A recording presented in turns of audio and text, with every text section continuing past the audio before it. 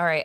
My question here, we were talking about the Will and I were talking about this when the schedule first came out, and how, all these different websites like Tankathon and Positive Residual set these strength of schedule ratings for winning, like for teams. And there's one question about whether fans should care about strength of schedule when it comes to just like setting a winning expectation for your team, or if you should just be like, no, we have a good team, they should win every game, and it doesn't matter like what stretch of the season you're in or this or that. Okay, so it depends on the SOS model. Some of the SOSs are built on adjusting on the fly, and some of them are preseason expectation. I'm not sure what positive residuals is.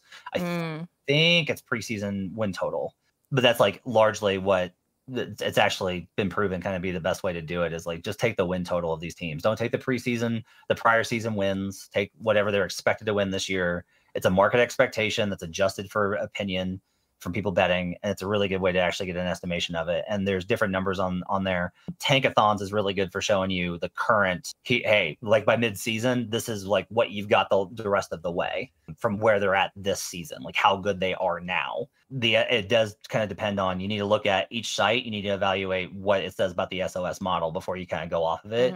So some of them you're saying are just they pick like the strength of the teams that you're facing is based on something that happens that like the rating preseason, and it doesn't change. So for example, last year when the Grizzlies caught on fire, the strength of schedule for the teams that were facing, right? They spontaneously combusted in the bad way. That was not revised, but some models you're saying do revise throughout the season, where you're like, oh, this team's not as good as we thought they'd be, or they'll either do like a half and half, where it's like, hey, they were expected to be this good, but they've only won this many games, and so here's like the expectation. Or they'll do just like okay, we shift from a preseason number to this is actually where these teams are at, and this is the SOS model. So just I would refer it by site. Related to that, positive residual, we had a specific conversation about, me and Will, where we were wondering if positive residual overweights altitude because of. But my question was actually whether we undervalue the impact of altitude for the Nuggets' home court advantage. Okay, so the answer to that is historically you underrate them. You underrate it. Okay. Currently, it overvalues it. Okay. So the way that works is historically Denver's home court advantage, particularly in regular season, was absolutely massive. It was an incredible inefficiency. And over time, as we've gotten into more modern era, there's been more and more of an adjustment on that in those ratings based off of that, and that's going to creep into the market. Like the market no longer, the market accounts for Denver's going to be X amount of points better at home. But the other concurrent trend that we see, which is actually really fascinating to me, in both NFL, MLB, NHL, and NBA, we've seen a marked decrease in strength or in home court advantage or home field or home ice advantage over the last 10 seasons. It is drastically lower. For example, the old NFL marking would be like, oh, you get 3 points for home, and it switches 3 points if you're away. So it's a 6-point swing. It's down to 1.8 or less, where it's such a drastic reduction in how much it is. And we see this in NBA too, where it used to be like if you were on the road, you were way lower, and that has been drastically reduced. Not only, what's interesting is it's not just against the spread numbers, it's also factoring in just point differential. Road teams win more than they used to. And my logic for that, which isn't proven, is teams have invested so much more in finding ways to advance and prepare their guys better, that they're aware of these things and they're doing things to counterbalancing it, changing schedule arrival times, like the Lakers getting into town a full 5 days before game one to make sure that they're acclimated for if they're not coming straight from the play-in. Right. So like these types of adjustments are what manage to kind of offset that. But that's kind of one of the things. Positive residual, I think you have to objectively, because Utah and Denver are always at the top no matter who they face. Their schedules are always going to be advantageous.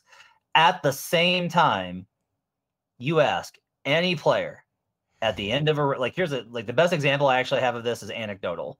And it's Al Horford is one of the most gracious human beings you will ever meet in the NBA. He's gracious with his time. He's courteous. He gives thoughtful answers. Al's the best. Nobody ever has anything bad to say about Al. Al blew me off for an interview because literally he told the PR team, the end of a road trip in Denver, I just can't do it. That's like so many times these teams at the end of a road trip in Denver are just miserable. It is a real impact, but it's probably overstated in positive residuals SOS rankings. I just wanted to share a stat on that because you talked about the Jazz being at the top. That's the thing that kind of set off my antennas there. It's like, the Jazz? What? But I was listening to the Dunker Spot yesterday, and Steve Jones, friend of the pod, was talking about how the Utah Jazz in his lifetime have only had a losing record twice. That was from 2013-2014 season and 2004-2005. Regardless of the quality of the team, or losing record at home, I should say. Yeah. So I that's what prompted my thought that maybe we're like actually undervaluing the altitude there. But like you said, the value of home court has definitely been diminishing. We saw that in the playoffs a ton this past year, where it's like, oh, teams are just getting like blown out at home in some instances. And we had round two game sevens where the home team lost for lots of reasons, but just saying like you're not safe at home anymore. Utah last season had, by my metrics, the best home court advantage relative to it. So their difference was they were 6.6 better in net rating, home versus away. Yeah. I think it was the offense in particular that jumped up for them when they were at home. They were 3.8 points better in offensive rating at home versus away. Versus if you take just the difference between like the league average, they were 5 points better at home in net rating than the league average, which was only they were 2 points better. Teams like home court last season was about 2.1 points per game. Let's go to our next question. Yeah, how do back-to-backs compare in difficulty to one day's rest than traveling to altitude? Is the care to win factor what determines success? Will the Nuggets care more or less about winning regular season games this year? Okay, so back-to-backs versus traveling to altitude. I would definitely say, so the altitude question is dependent on if it's which conference the team plays in and if they're on what game of a road trip they're on. So if it's a West Coast team that's doing a 3-game road trip and they have their third game in altitude, that's not that bad. If it's an East Coast team and they've been on the West Coast for a week and their last game is in altitude, that team is just going to pack it up and be done. Like Denver should have. The Orlando Magic had no problem coming back from an 18-point deficit. But think about that. Isn't that endemic to like Orlando's identity, that they're the team that responds to adversity and is willing to, like, they want the hard stuff because they're finding out how good they are. Yeah. But like, I'm trying to think. Just also after that, was it a double overtime loss to the Kings? I think it was either a back-to-back for them or they were on one day's rest and they came to Denver and it was the last game of their road trip. I'm pretty sure the Cavaliers didn't have anybody because they were all banged up. But like, they were not. If the Cavaliers have a 5-game road trip, even if they're fully healthy, and their last game is in Denver, they're losing that one. The care to win factor, I will say this, the biggest edge in any NBA game is motivation, because the players are so unmotivated for the duration of them, which is, again, an inherent problem and a huge issue with the schedule. Like, you should have players being like getting geared up and can't wait to play their division rival who knocked them out of the playoffs last year. And instead it's like, I'm like, you talk to them and they'll say this, they'll be like, yeah, it's like, look, do I like that team? No, but I have another game in 48 hours after it. Like, we play there and then we leave and then we play again.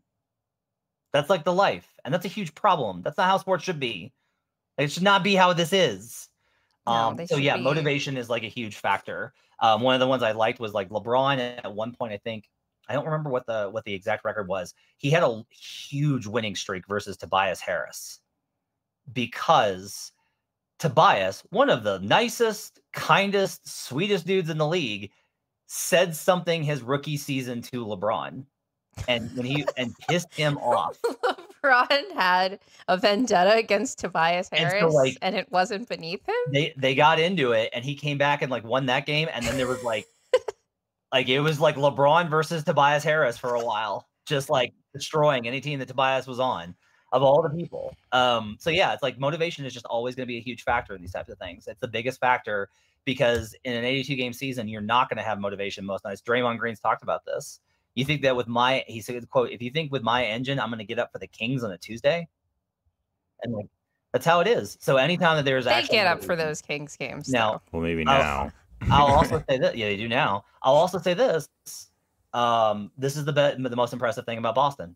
Boston gets up for every game until March when they secured the #1 seed, and then it was like they blew 2 games of the Hawks and allowed the Cavs to come back from like 30 points down. Oh my God, I remember that that sequence. Like, it was like their only 3-game losing streak of this season. Yeah, they had already secured the 1 seed, but before then, they don't have those nights where it's like, yeah, they just didn't have it. Denver had a bunch of those. That's okay. Most teams do. But that's the most impressive thing to me about Boston is Boston does not have nights where they just don't have it. They have it. 3 members of the starting unit will definitely care and care more about the regular season because one of them is in a new role. One of them is a professional who brings it every single night. And another one of them is on pace for what I think is going to be a career year for him. None of those players will make an all-star team. Those 3 players are very likely to care more about this regular season. That's what I will say. And then I think the rest of the team will, and I think Malone cares about every game. To not be polite, I just think Jokic is insanely bored by regular season NBA. I just think it is just a job to him. And I don't think it's great for team morale, but I also think it's hard to complain about the guy that averages 27, 12, and 9. So it's just hard to complain about the man. He's the best in the league, and his attitude does not change how good he is on the floor or how much they win by with him. But I do think that he is bored by it. I also think that his cohort, who also got a max contract, has not shown a definitive hunger yet. And if he proves me wrong, I would love to see that.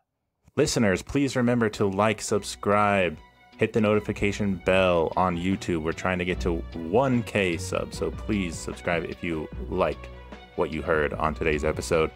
And also subscribe to our Clip channel. And remember, winning is fun, and hopefully we get a lot of winning in the regular season. And not a lot of losing because losing really sucks.